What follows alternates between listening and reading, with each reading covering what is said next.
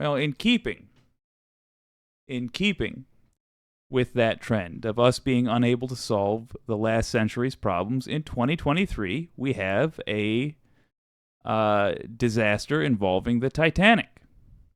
If you haven't heard, a bunch of folks that had what was it, $250,000 a piece, 25,000, some obscene amount of money to spare each, purchased a submarine tour of the Titanic.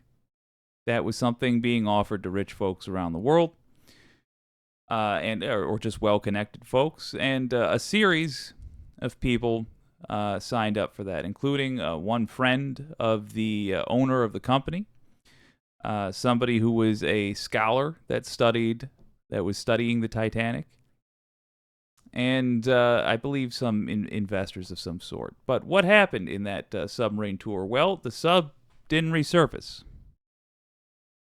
and it's not looking good. And normally, a disaster that involves a handful of people, I wouldn't talk about, with the exception being if this happens time and time again. And you know what?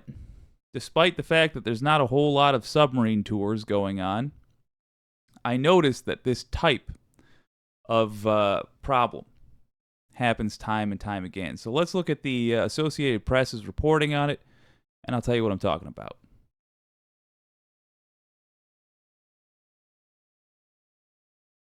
As I said, this is from the Associated Press, recently updated. Search area for lost Titanic-bound submersible deepens, doubles in size as oxygen dwindles. We are in the last hours that this could be. Rescuers on Wednesday rushed more ships and vessels to the area where a submersible disappeared on its way to the Titanic wreckage site, hoping underwater sounds they detected for a second straight day might help narrow their search in an increasingly urgent mission.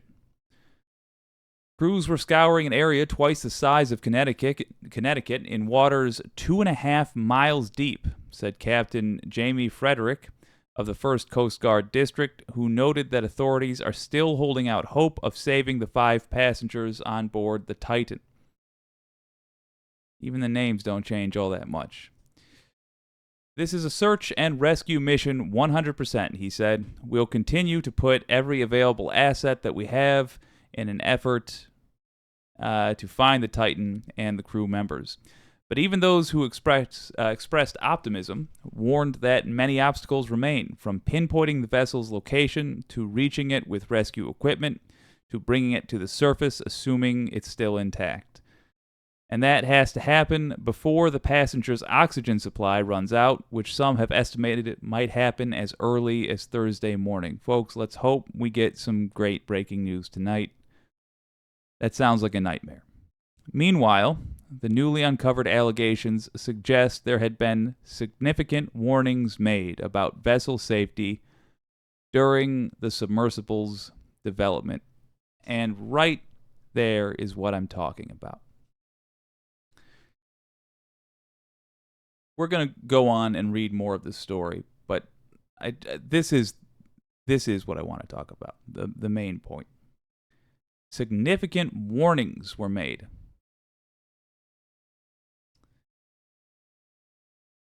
If somebody felt the need to warn here, why didn't they have the authority to stop? And look, this is not a... I'm talking about this because it's a worldwide problem. It's not specific to the U.S. It's an issue where if you're rich enough and your company involves things like submarine tours, you can fully operate outside of the way that the rest of us have to. You can endanger people's lives by ignoring warnings made. because to you they are warnings and not orders from an inspector. The area of the North Atlantic where the Titan went missing on Sunday is prone to fog and stormy conditions, making it an extremely challenging environment to conduct a search and rescue mission, said Donald Murphy, an oceanographer who served as chief scientist of the Coast Guard's International Ice Patrol. The lost submersible could be as deep as about 12,500 feet below the surface near the watery tomb of the Titanic. Kudos, by the way, kudos to Canada. Those first signs that they found that actually gave some hope to this story came from, I believe, Canada. So good on them. Here is a little bit more detail. Let's see whether or not this sub should have been allowed in the water with passengers. Insufficient prototype testing could put Titanic sub passengers in extreme danger, a lawsuit says.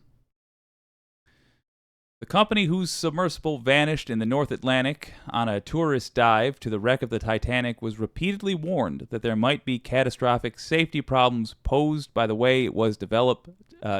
Documents show, with 5 people aboard the vessel, that if still functioning, would have a dwindling amount of oxygen. An expanding international fleet of ships and airplanes is searching for the Titan, operated by OceanGate Expeditions.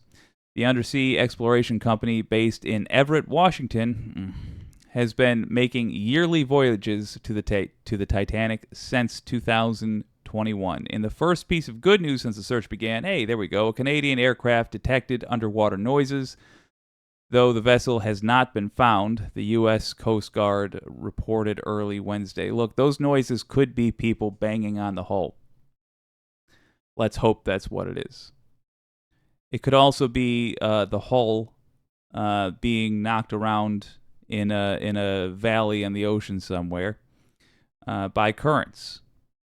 Let's hope that's not what it is.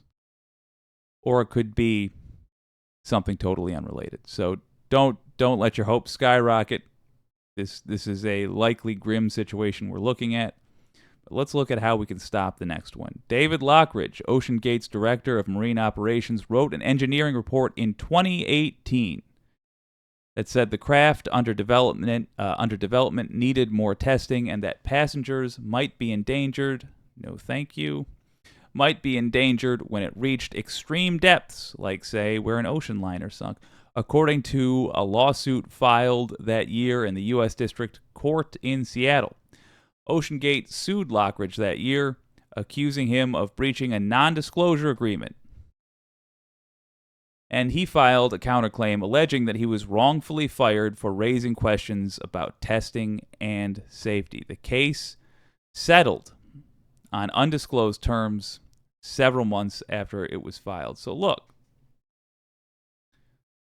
Let's see the specifics. Fine. Lockridge concerns primarily focused on the company's decision to rely on sensitive acoustic monitoring, cracking or popping sounds made by the hull under pressure, Jesus Christ, to detect flaws, rather than a scan of the hull. Lockridge said the company told him no equipment existed that could perform such a test on the 5-inch thick carbon fiber hull. This was problematic because this type of acoustic analysis would only show when a component is about to fail, often milliseconds before an implosion. So before your brain even has an opportunity to register that it's hearing an alarm going off, and would not detect any existing flaws prior to putting pressure onto the hull. Lockridge's counterclaim said. All right, look.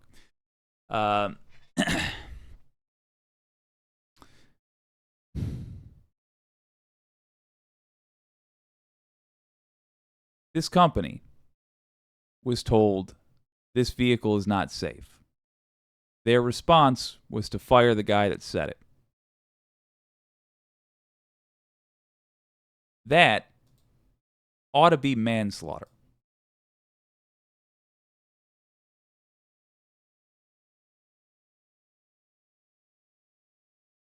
it's really not enough that we can rely on civil suits for this kind of thing anymore.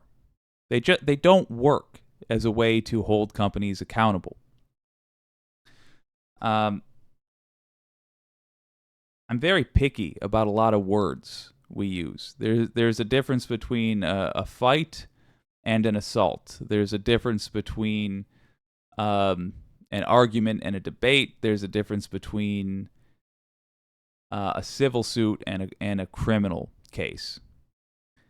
And right now, what we're really big fans of doing in the United States, when it comes to companies like this, is to rely on some individual who has an overwhelming amount of evidence to try to overcome the obscene amounts of money that massive corporations, like, say, the kind that can build subs, have.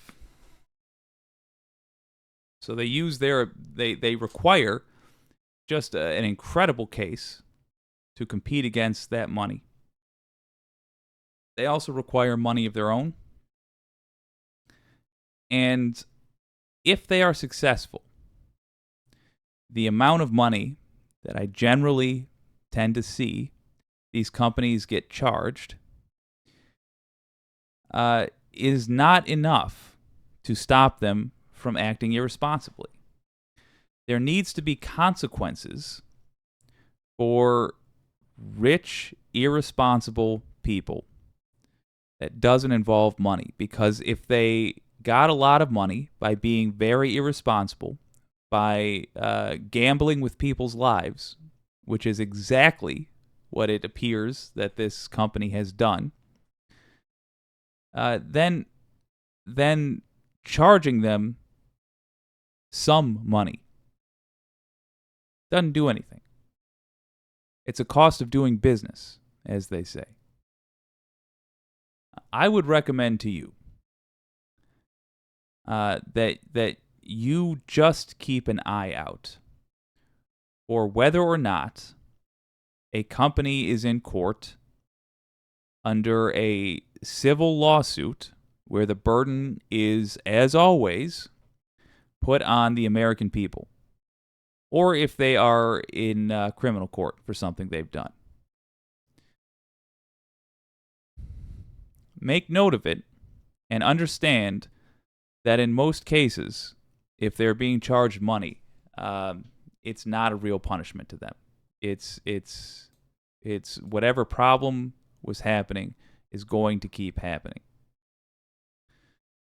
We are told in the United States that companies, in the eyes of the law, have most of the same rights that people do. They should have the same responsibilities. And that means when something like this happens, we should demand of our DOJ that people go to prison over it.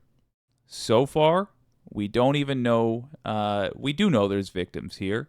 Even if everybody survives, even if it's a miraculous rescue, there's still victims of a multi-day traumatic event. We don't know to what degree they will be victims. We don't know if they are victims of manslaughter. But we shouldn't forget this after the initial tragedy is out of the news.